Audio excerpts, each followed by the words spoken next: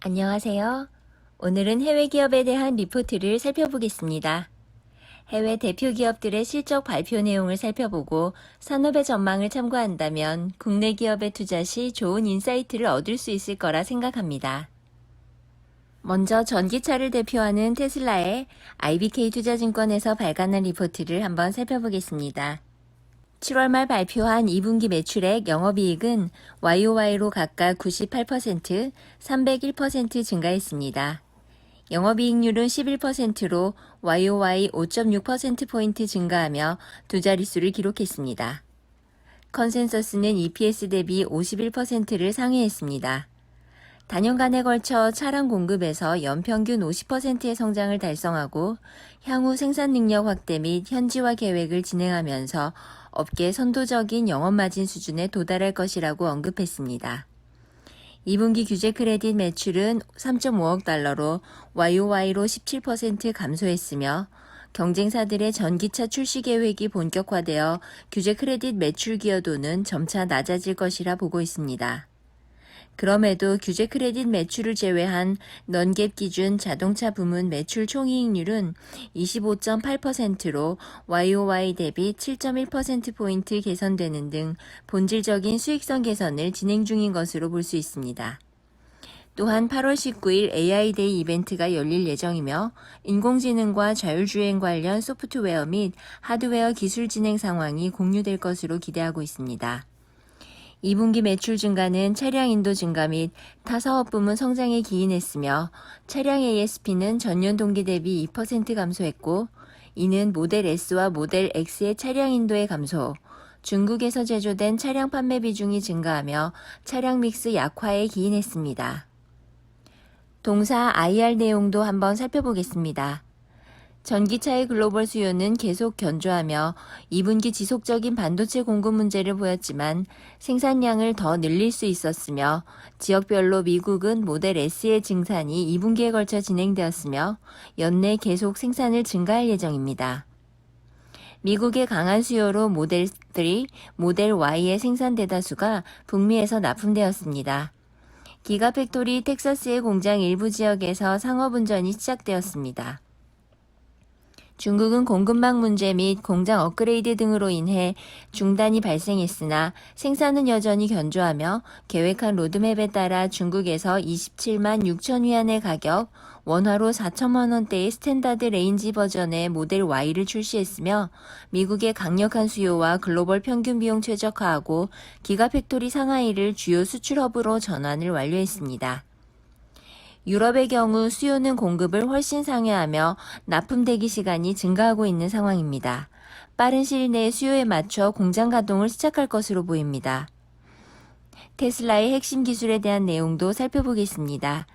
먼저 FSD로 레이더가 장착된 차량을 100만 대 이상 판매한 후 일부 지역에서 제거 작업을 할 수 있을 만큼 충분한 데이터를 수집했습니다.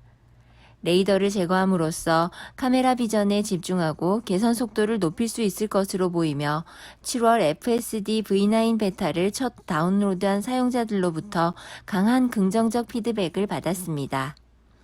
차량 소프트웨어는 반도체 부족에 따른 제조 중단을 완화하고 신속히 대응했으며 전기 및 펌웨어 엔지니어링 팀은 계속되는 반도체 부족에 대응하여 19가지 새로운 유형의 컨트롤러를 설계, 개발 및 검증을 하였습니다.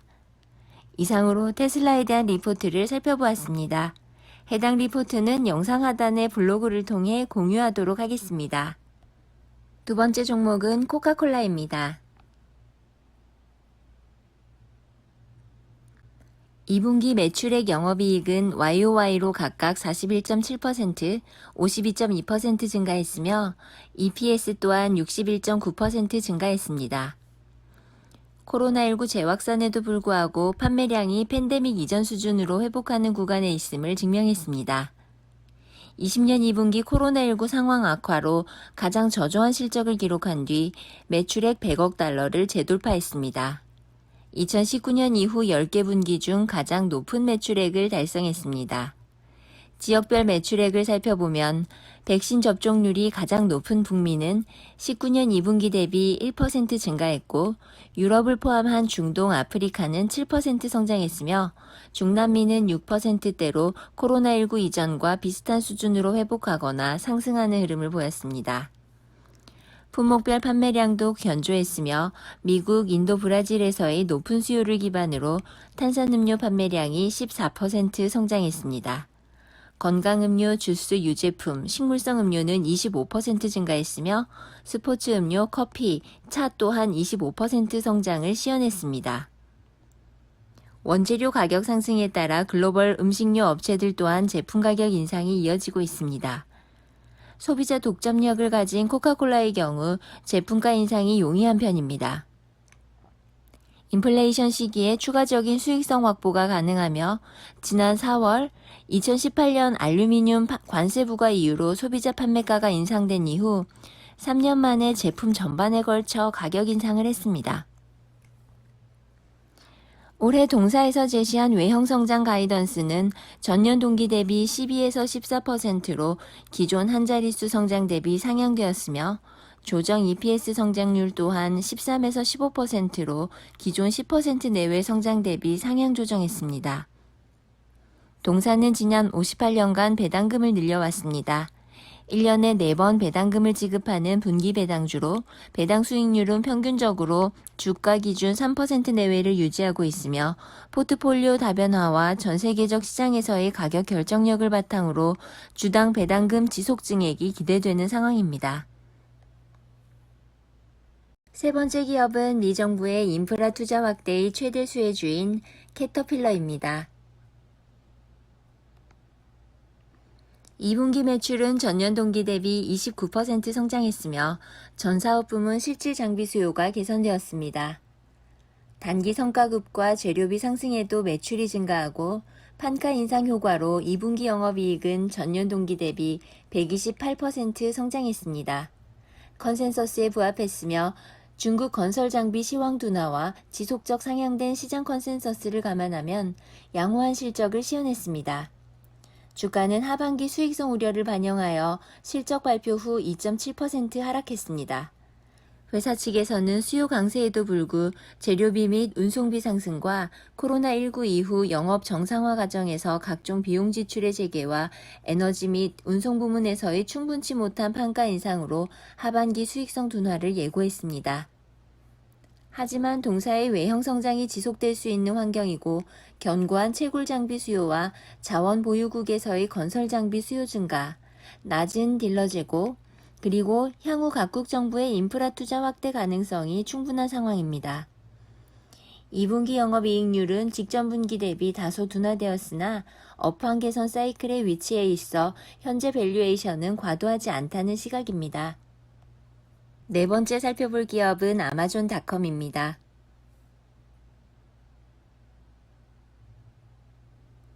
2분기 매출액 및 EPS는 YOY로 각각 27%, 47% 성장했습니다.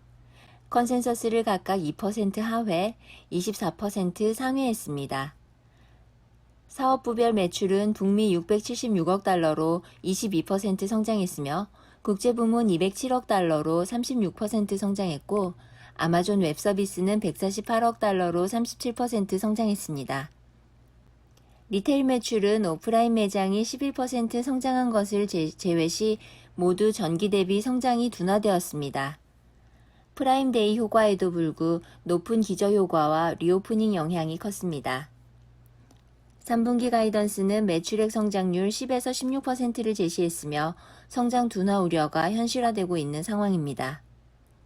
5월 이후 프라임데이 효과 제외 시 성장률이 10%대 중반으로 하락한 점을 감안시 연말까지 큰 폭의 성장을 기대하기 어려운 것으로 판단됩니다. 3분기부터는 디지털 광고 부문 또한 역성장이 우려됩니다. 실적 발표 이후 주가가 7.6% 하락한 이유입니다.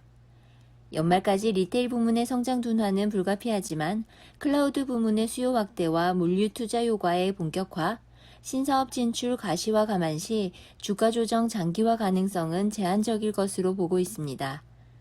참고로 아마존 올해 예상 PER은 62배, PBR 12배이며 ROE는 19.5%이며 내년 예상 PER은 48.6배, PBR은 9.1배, ROE는 18.8%로 전망하고 있습니다. 현재 아마존의 시총은 1,940조 원입니다. 마지막으로 살펴볼 기업은 비자입니다. 현재 동사 시총은 623조 원으로 올해 예상 PER 42배, PBR 13배, ROE는 31.3%입니다. 3분기 매출은 61.3억 달러로 YOY 26.7% 성장했으며 일회성 비용 등을 제외한 넌갭 기준 EPS 1.49달러로 40.6% 성장했습니다. 매출액과 EPS는 컨센서스를 각각 4.7%, 11.2%를 상회했습니다. 리오프닝 효과로 매출은 5개 분기 만에 성장세로 돌아섰으며 미국 수요와 국제거래 회복세는 기대보다 강하게 나타난 반면 고객 인센티브는 예상보다 적었습니다. 코로나19 및 글로벌 경제 불확실성으로 정확한 가이던스를 제시하지 않았으나 4분기 매출은 3분기와 유사한 수준으로 예상했습니다. 7월에도 미국 내 결제 건수는 강세를 지속했으며 2019년 동월 대비 31% 증가했습니다.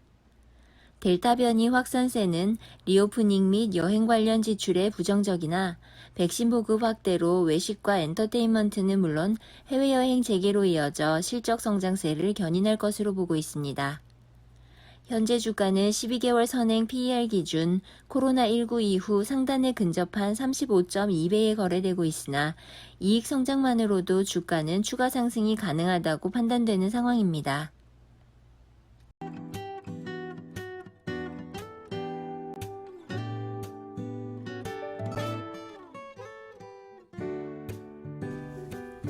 이상으로 8월 중 해외 기업을 대상으로 발간된 자료를 살펴보았습니다.